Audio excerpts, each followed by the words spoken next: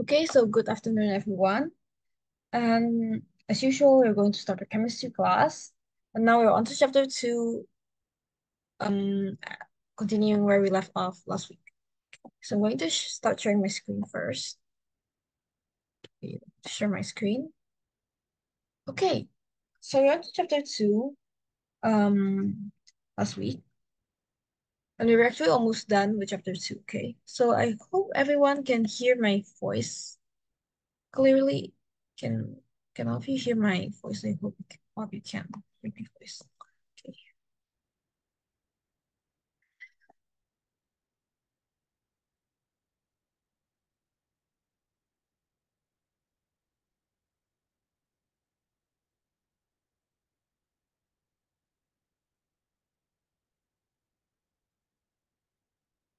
Okay, so we have done all this part here to this one.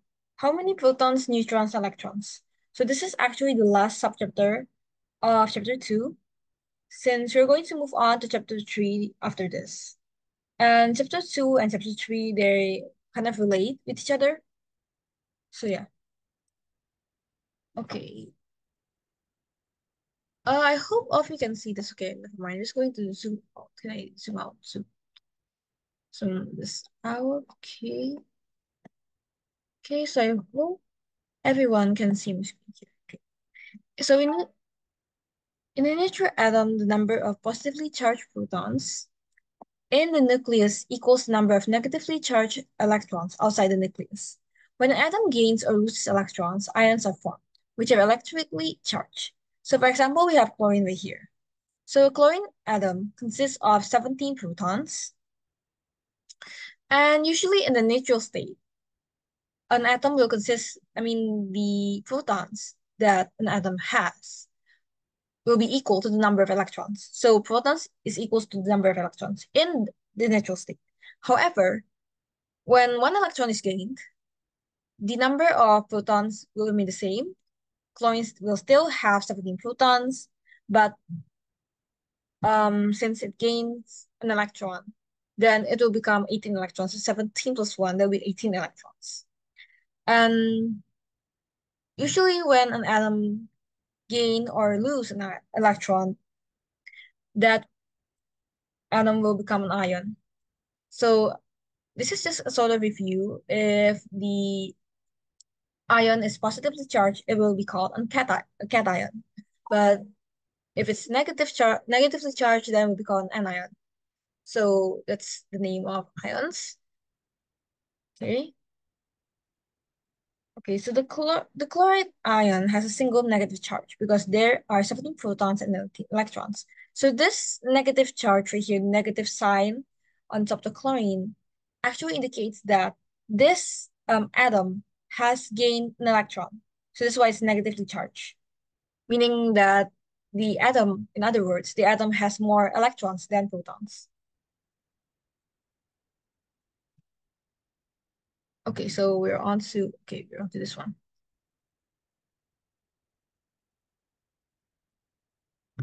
Okay, so for the next example here, we have magnesium. So for the magnesium atom right here, we have 12 protons because it's in the neutral state.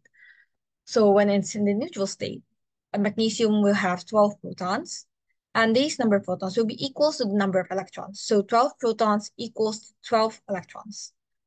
So now we have the magnesium ion, which is 2 plus right here.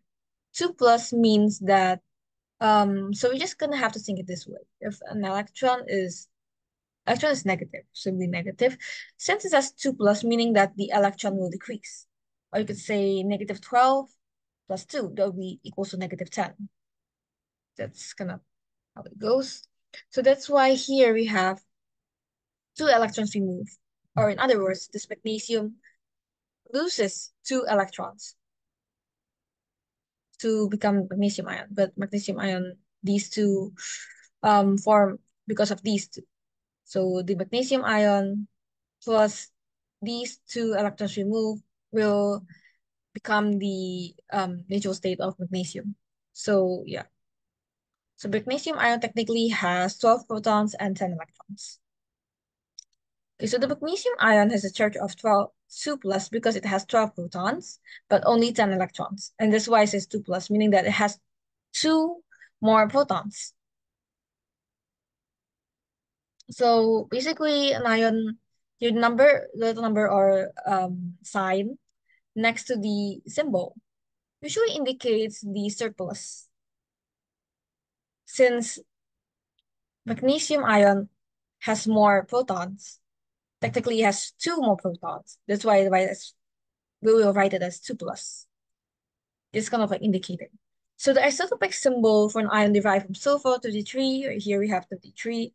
So 33 right here is the atomic mass, and 16 right here is the atomic number. And as we all know from our previous lesson, atomic number equals to the number of protons. So that's why the sulfide ion has 16 protons. And to find the neutrons, like from our previous classes, we know that to find the neutrons, all we have to do is to subtract the mass number by the number of, the atomic number or number of protons. So 33 um, minus 16, that will be equal to 17. So therefore, we have 17 neutrons. And, and how do we find the electrons? We find the electrons by this. So 16. So let's say negative 16 minus 2. So we have negative 18. So that's how we get 18 electrons. So therefore, this sulfide ion right here has 18 electrons, 16 protons, and 17 neutrons. So here I have an example question right here for number 4. There are 4 questions as well for this number. So I'm going to let all of you think about this for a while, and then we will discuss this together. Okay. And if you have any questions about this, you can feel free to ask me. Okay.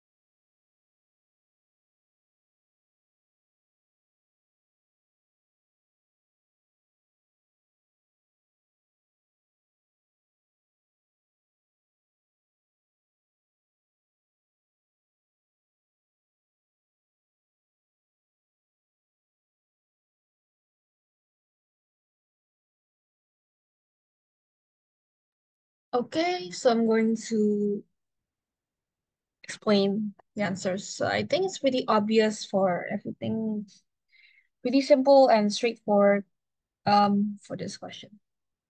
I'm not sure, can I actually copy this? I don't think I can, to be honest. I actually want to write directly here, but I don't think I can do that in this Google Drive. Okay, that's too bad. So I'm just going to write it down elsewhere. Okay, I'm going to stop sharing my screen first, just in case. Okay, hold on. Give me a second. Okay, so I just realized that I think Zoom has a feature to annotate. kind of forgot. Okay, let's do this again. Yeah. Oh yeah, I do have an annotation here. I just kind of forgot. Okay, so here we have 40 and 19 here. So we can ignore this 40 right here. Just um we can just imagine that this doesn't exist. Since we're only asked to find the number of electrons here. So we only have to focus the number below this. In other words, the atomic number and the symbol here. So that's the only thing I can focus. We can actually just ignore these number at the top right here. We can just ignore that. Okay, so we can ignore that to find the number of electrons. So here we have 19 right here. So atomic number is 19. So meaning that we have 19. Okay, this looks like an 8. I need to erase that to avoid confusion. Okay. So this means we have 19 protons. So here we have a plus right here. So when this is a plus, it means that the electron is, so it's kind of like um the other way around. So once it's negative, the electron will increase its number, but if once it's positive, then the electrons will decrease its number because we need to remember that electrons are negative. So when an ion has a negative sign, then of course the electrons will increase and vice versa. Okay, so I think all of you can understand that. Okay, so since this is only one plus, meaning that it's -1 for the electron, so we have 19 protons. Um, assume that we have 19 electrons. So this is the 19 electrons that we have. And since this is a plus, we're going to, meaning that potassium right here um, loses an electron. So therefore, we need to -1. So therefore, the number of electrons in that ion is 18. So we have 18 electrons. So this goes the same for this nitrogen atom right here. So we have 7. We have 7 protons at the beginning. However, we have the -3 right here. When it says negative, it means that our ion here, gains an electron. When it gains, it means that we have to add add the numbers to 7 plus 3. So here, like this. So this means this ion right here has 10 electrons. Okay, so this is for number.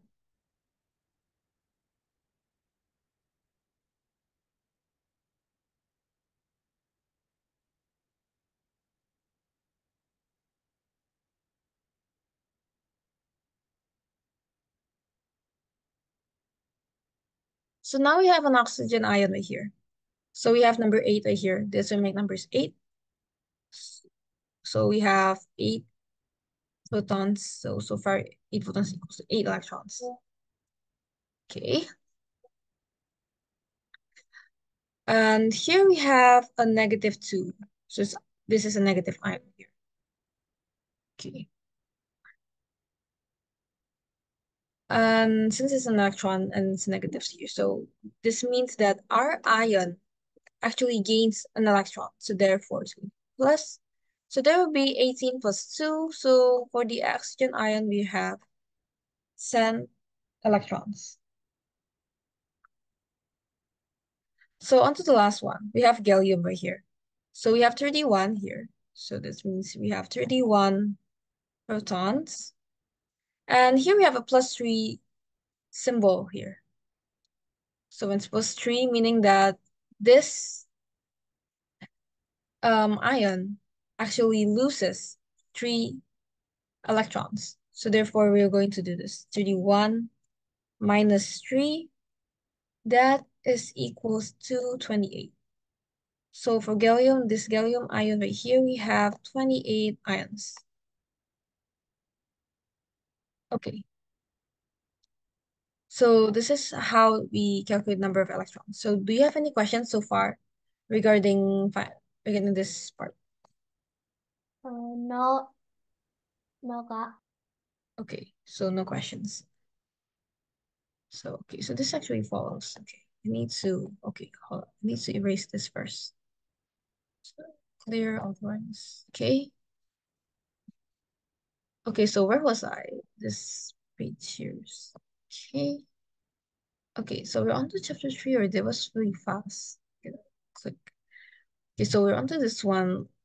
So here the summary. Summary is not really that important. I think you can actually read that. Basically, I think discussed everything here. It's technically the same. Okay. Okay, you can read this for a while.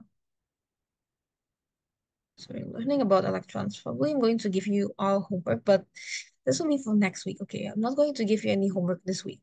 Okay, so don't worry about it. So now we're on to chapter 3, since chapter 2 it's not really that much to learn for chapter 2. But chapter 3 is actually like the continuation of chapter 2. Okay, so here we have electrons in atoms. So I think you've learned this before in your like previous chemistry class about the SPDF. Electrons are like the orbitals that you described. I think most of you have, yeah, written this. But I mean, like, learn about this. This is the introduction. We can skip this. Okay, so here we have it. So we have the simple electronic structure. So in page 66, we saw that electrons are arranged outside the nucleus in energy levels of quantum shells. These principal energy levels are principal quantum shells. So they have the symbol N. So are numbered according to how far they are from the nucleus. So the lowest energy level will be N equals to 1, which is close to the nucleus, and energy level 2, and so on. It will become further out. So the electronic quantum shells further away from the nucleus have more energy and help less time.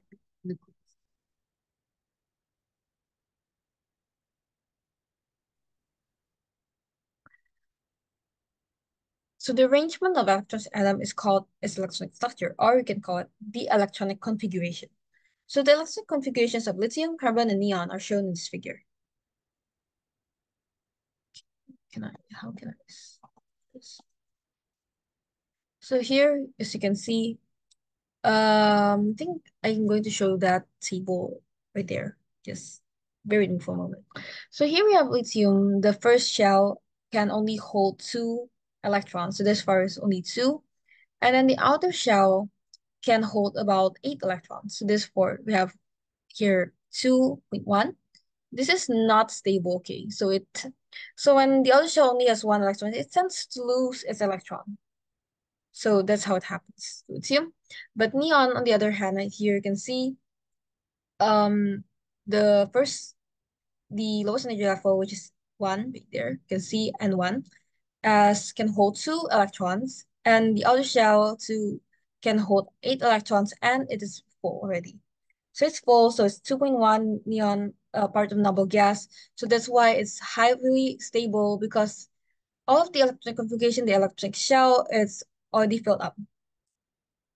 Okay, so while chlorine right here, we have part of the halogen. So the first one we have 2, and then the next we have 8, and next we also have 8. I think we have 8 as well.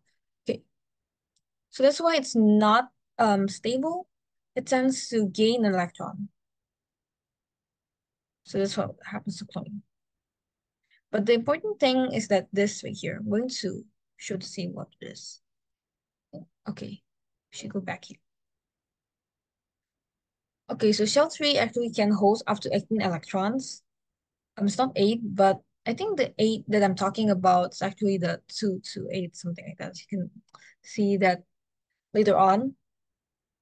So that what makes the noble gases stable, actually. So you can see that later. So you can see right here, so shell 1 can hold up to 2 electrons. Shell 2 is 8 electrons, while shell 3 is 18 electrons, and shell 4 up to 32 electrons. As you can see, this is the table right here.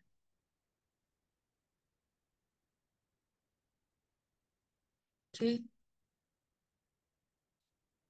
So here we have a Simple question. So I'm going to probably give you a 1 minute or two to think about this, and then I'm going to go back here and explain everything. We're going to go through this question together. Okay.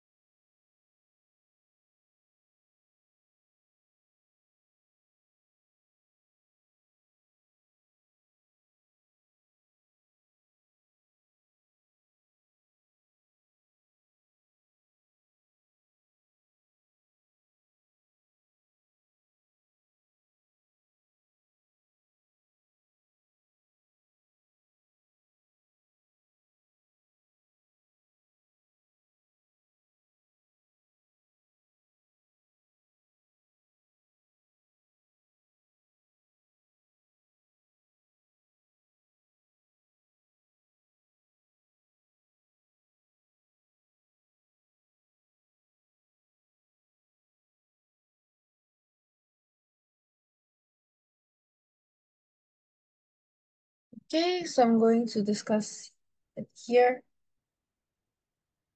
Okay. So the first is to make sure you can see this here. Okay, so I'm not sure. I think you need to have a sort of a view for this. So I'm not sure if my screen will still keep sharing if I switch screens. I'm going to play it safe. I'm going to stop sharing for a while and open a new tab.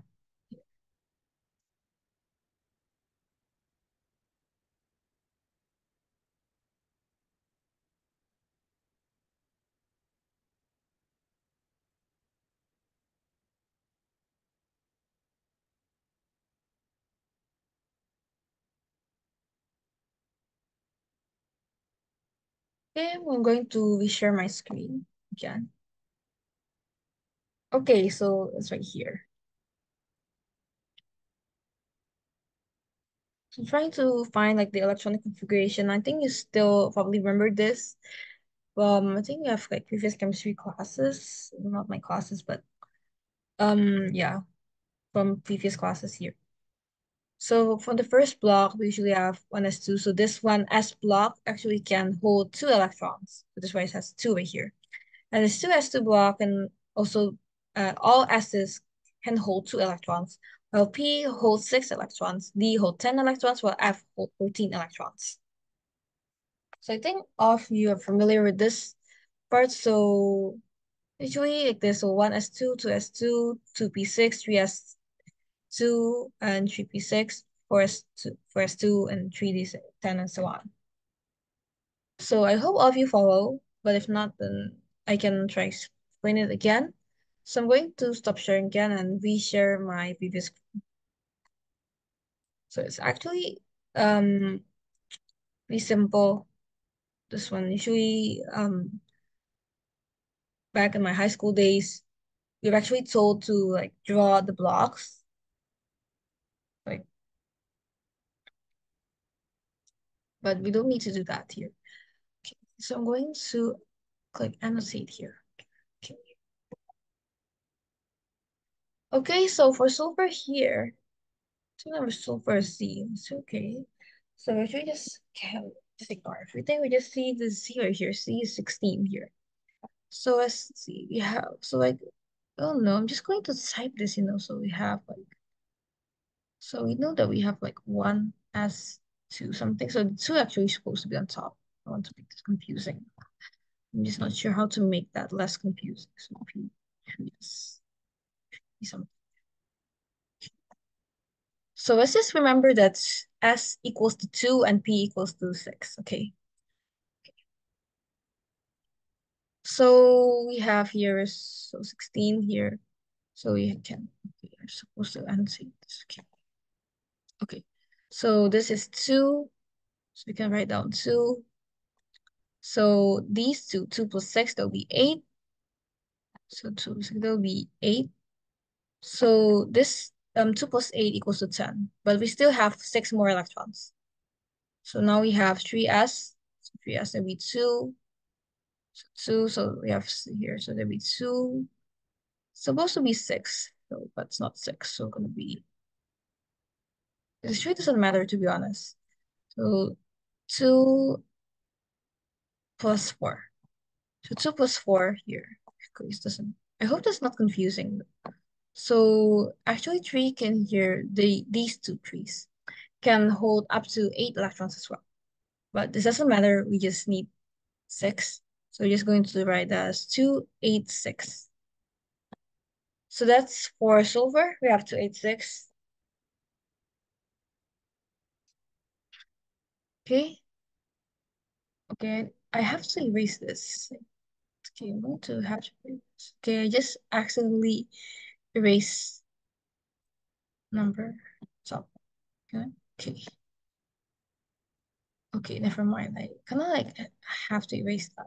So I hope you can remember that. So we have 2, 8, and 6.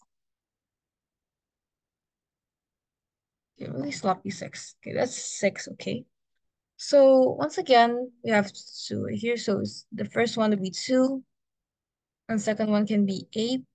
So, okay, so this shell actually right here is actually can contains. So actually, we don't have to think about the SPDF first. I kind of forgot. I'm sorry if I make this confusing, but we only have to notice the N shell. So I'm sorry about that. It's my part. Apologies. So all we know that this shell right here contains 2, 8, 18, and 32, I think. Is right. Kind of don't want to make a mistake here. 32, right? Yeah, 32.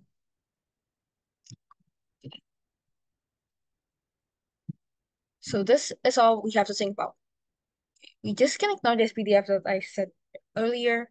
But yes, we will use that later in the chapter. Okay, but not currently. So currently we are learning about the very basic first. Right. So now we are on to N3 actually this part. So we have two of the like first and second N full filled up, but this is a third N. Now we have two filled up already.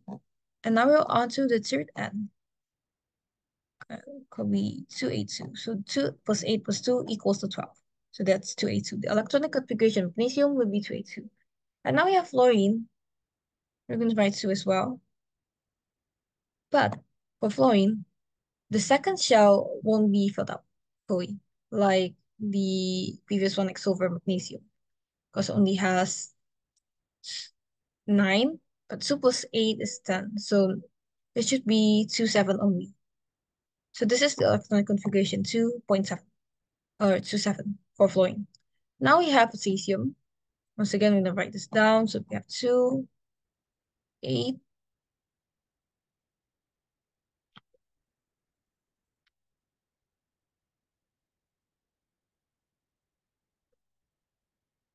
Okay, so I'm not sure how to explain this to make it sound less confusing.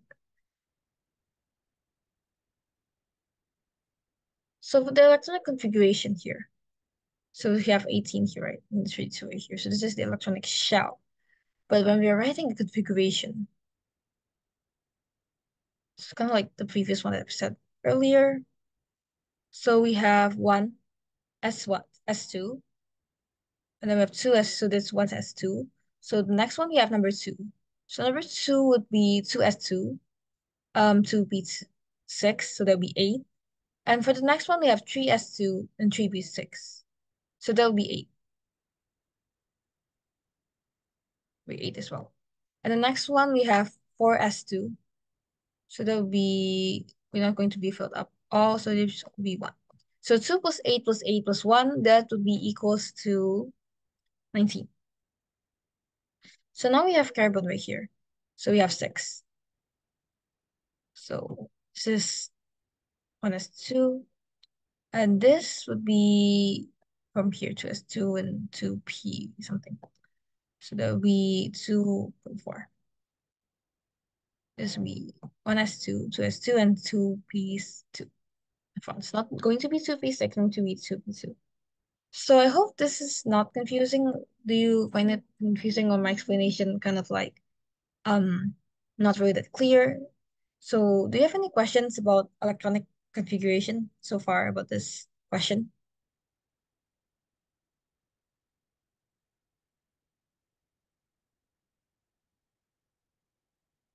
So it's really the shell case. There's like one, this is two, this is three, and this is four. So this is actually the basics of it. Since when you're like in high school either on they will actually ask like to write like the SPDF that I'm talking about earlier that I've showed in the graph. And then they will also ask like the electronic shell. Is it one, two, three, or four? So something like that. Okay, but do you have any questions so far about this question? Like something that you want to ask? I can try explaining it if you find my explanation confusing.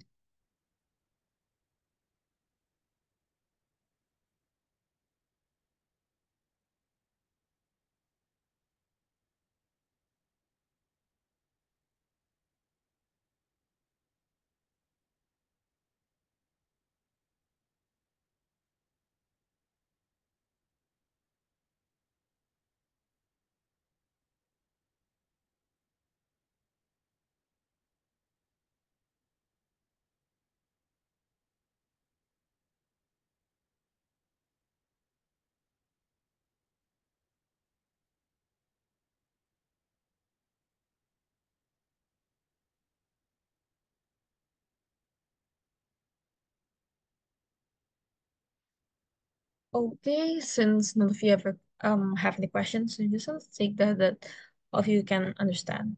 But if you have any questions along the way, then you can feel free to ask. Okay, just feel free to ask.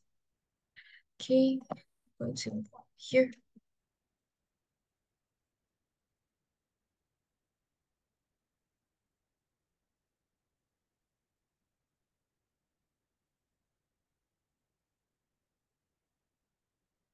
So evidence of electronic structure. So here we have the ionization energy. So by firing high-speed electrons at atoms, scientists can work out how much energy has to be supplied to form an ion by knocking out one electron from each atom.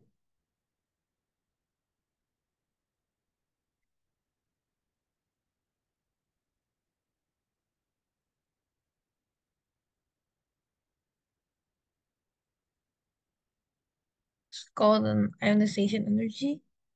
Just gonna go back here again.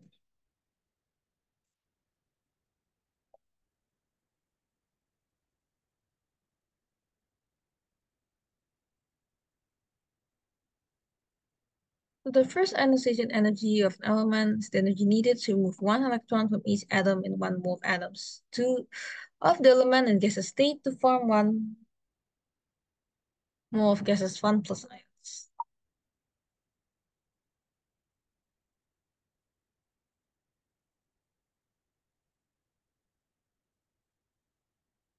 Ionization energies are measured under standard conditions. So this unit symbol for ionization energy is this one here, the delta H. Its units are kilojoule, mole to the power of -1. The symbol for the first ionization energy is this, using calcium as an example.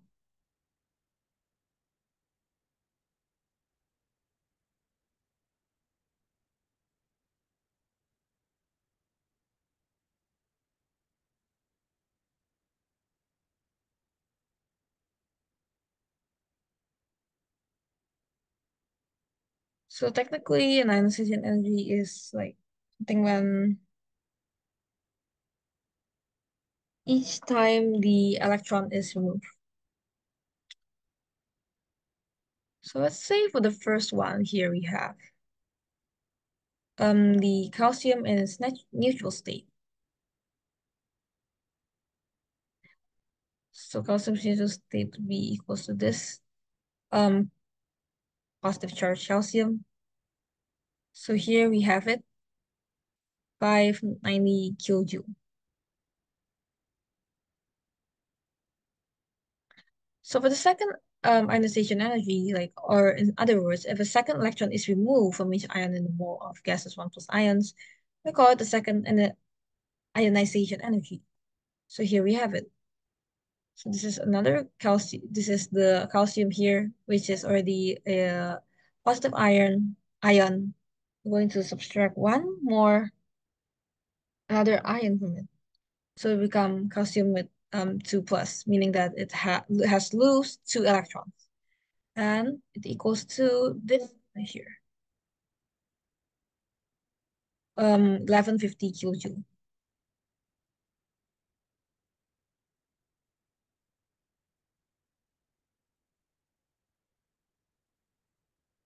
So removal of a third ionized electron from each animal of gases 2 plus ions is called the third ionization energy. So after removing yet another electron, it will be called the third ionization energy.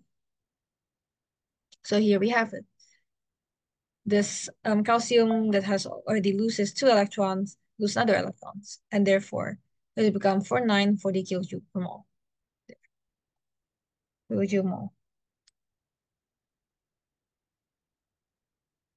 So we can continue to remove electrons of an atom until only the nucleus is left. So that's actually the purpose. So we call the sequence of ionization energies successive ionization energies. So the successive ionization energies for the first 11 elements per table are shown in table 3.2. So what does this tell us? So I'm going to read it. Okay. So for each element, the successive ionization energies increases. This is because the charge on the ion gets greater as each electron is removed. So as each electron is removed, there is a greater attractive force between the positively charged protons in the nucleus and the remaining negatively charged electrons. Therefore, more energy is needed to overcome these attractive forces. So there's a big difference between some successive ionization energies. For nitrogen, this occurs between the fifth and sixth ionization energies. For sodium, the first big difference occurs between the first and second ionization energies. So there are differences between one element and another. These large changes indicate that for the second of these two ionization energies, the electron being removed is from a principal quantum shell closer to the nucleus. This is how we can tell. So for example, the fifth ionization energy of nitrogen, the electron being removed is the second principal quantum shell. For the sixth ionization energy of nitrogen, the electron being removed is from the first principal quantum shell. So something like this. This is the table. As you can see the difference actually.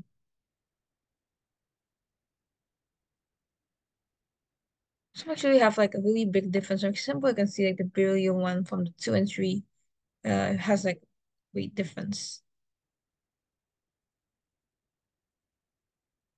Especially the nitrogen here from 5 to 6, you can see this is what I'm talking about, like the explanation. You can see 5 and 6.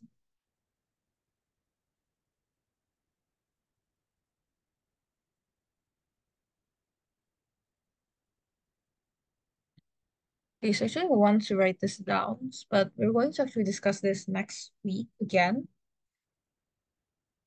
So I'm going to actually just read these three first before we move on. Since we're actually we still have 15 more minutes, but I have another class after this, so I kind of like have to end this class earlier. Okay. So I'm sorry about that. So 3 factors that influence ionization energies. So we're going to read this first. So this is actually kind of important to determine since like some questions actually give only the ionization energy process, like the number, and ask us to determine what element is that. So that's why we need to consider these 3 factors. Okay. So first factor number 1, we have the size of the nuclear charge. So as the atomic number, the number of proton increases, the positive nuclear charge increases. Wow. So the bigger the positive charge, the greater the attractive force between the nucleus and the electrons. So more energy is needed to overcome these attractive forces and if an electron is removed. So in general, ionization energy increases as the proton number increases. So this is what we have to take note. So ionization energy increases as the proton number increases. Okay, so factor number two, we have distance of other electrons from the nucleus. So the force of attraction between positive and negative charge decreases rapidly. Oh my God, I kind of like forgot to pronounce the word. Rapidly as the distance between them increases. So electrons itself further away from the nucleus are less attracted to the nucleus than those closer to the nucleus. So the further the outer electron shell is from the nucleus, the lower the ionization energy. So usually, to make this less confusing, you can actually look up at the internet. You can find ionization energy periodic table. There we have the arrows like from left to right or something like that. As you can see, like from we can tell that the ionization energy will increase as the proton number increases. So that's the main part. And this is also important, just like read the lower part here. The further the outer electron shell is from the nucleus, the lower the ionization energy. Okay, so shielding effect of inner electrons. So as all electrons are negatively charged, they repel each other. So electrons in full inner shells repel electrons in outer shells. So full inner shells of electrons prevent the full nuclear charge being felt by the other electrons.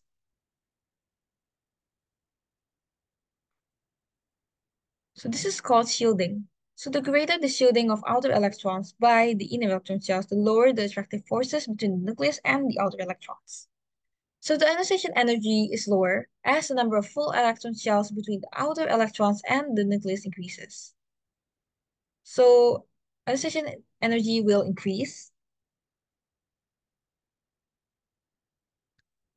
Ionization energy increase if the proton number increases, but it will decrease, or you can say like the number is lower as the number of full electron shells between the outer electrons and the nucleus increases. So I think it like means that's like a bigger atom, in other words. So I think that's all, I guess, for today. So we're going to discuss this